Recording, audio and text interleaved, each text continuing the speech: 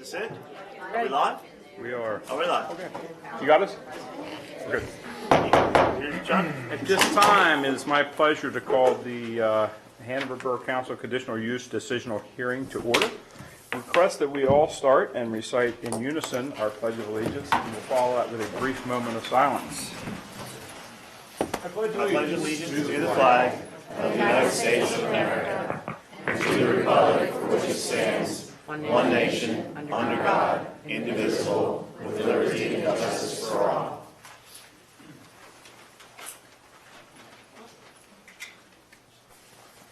Thank you, and you may be seated.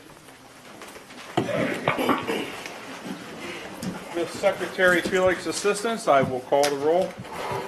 Mr. Chesney? Here. Mrs. Funk? Here. Mr. Hegberg? Here. Mr. Hoover? Here. Mr. Press? Here. Mr. Lockhart? Here. Ms. Francis? Mr. Riechardt? Here. Mr. Rowland? Here. Dr. Rupp? Here. Mayor Whitman? Here. Manager Dunford? Here. Solicitor Schultes? Here. We have a quorum. Thank you.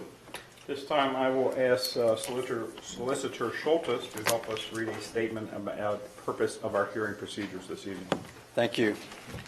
Tonight is the date and time set for the decisional hearing on the application for a conditional use submitted by Laura Ciceri-Hypes on behalf of 213 Primrose LLC for a conditional use approval for a short-term rental. This decisional hearing was advertised in the Hanover Evening Sun on July 25 and August 1st in accordance with the municipality's planning code. While this is a public hearing and there is an opportunity for public comment provided for in the agenda, no additional testimony or evidence will be submitted to Borough Council in this matter. The Borough Council cannot and will not take public comment into consideration in rendering its decision. It must render its decision on the basis of the hearing that we previously had upon the testimony and evidence submitted at that hearing. Executive sessions were held at its public meetings on July 21st and announced at that time. Council is now prepared to take action on the application. So I'll turn it back to President Riechardt with regard to public comment. Yes. At this time, we are going to open up the forum for brief public comment. The room is very full this evening. I will reiterate what Solicitor Schultes just said in my own words. Maybe it'll help. Council will not be making its decision based upon what is said here this evening. Its decision will be made off of the facts and merits of the case, having been heard before. So at this time, anyone wishing to give general public comment, you're welcome to come forward. Seeing none in the room, I'll ask for our media assistants to open us up to anyone online who's listening or following us on the computer. For those joining us online, you're able to unmute yourself if you'd like to address council. If you're calling in, you press *6 to unmute yourself.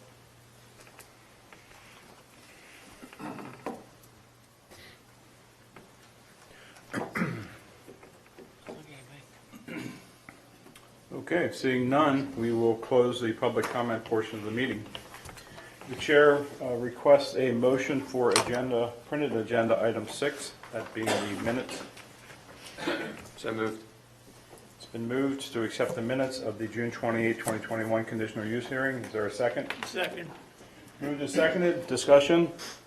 All in favor of the motion signify by saying aye. Aye. Aye. Any opposed, say nay. Motion carries. Thank you. This time the chair will request a motion on the matter at hand. I'd like to request consideration of a motion to deny the application for a conditional use submitted by Ms. Laura Ciceri-Hypes on behalf of 213 Primrose LLC for conditional use approval for a short-term rental pursuant to Section 140-302.b of the Hanover Borough Zoning Ordinance Number 2310 for properties located at 209 and 213 Primrose Lane, Hanover Borough, York County, Pennsylvania, located in a lower density residential R1 zoning district, and to adopt the written decision of the Borough Council relating thereto. Second that motion. There's been a motion and a second to the motion. Is there further discussion?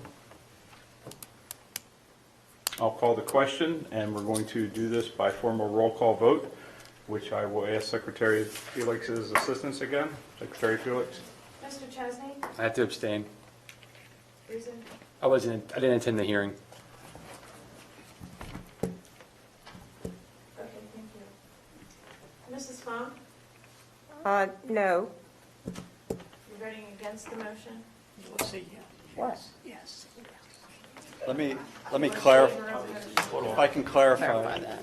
The motion as it was read is to deny the conditional use application. Do I deny what? I'll get closer. I've had it. The motion that was read was to deny the conditional use application. So a vote in favor of that denies it. A vote against it, it does not deny it. Oh, no, I do deny it. Okay, then you need to say yes. Yes. Mr. Hooper? Yes. Mr. Hoover? Yes. Mr. Kress? Yes. Mr. Lockhart? Yes. Mr. Ricart? I abstain as I was not at the hearing. Mr. Rowland? Yes. Dr. Rupp? Yes. Okay, so there are 7 in favor of, we have 1 absentee and 2 abstaining, so the motion to deny passes. Thank you. Solicitor Shoulders?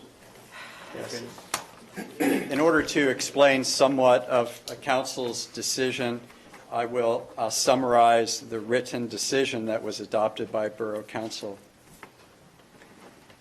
The applicant has applied for a conditional use for a short-term rental, while the applicant proposes a dwelling unit owned and managed by a local person, which is leased for the purpose of overnight lodging. The applicant is actually proposing much more.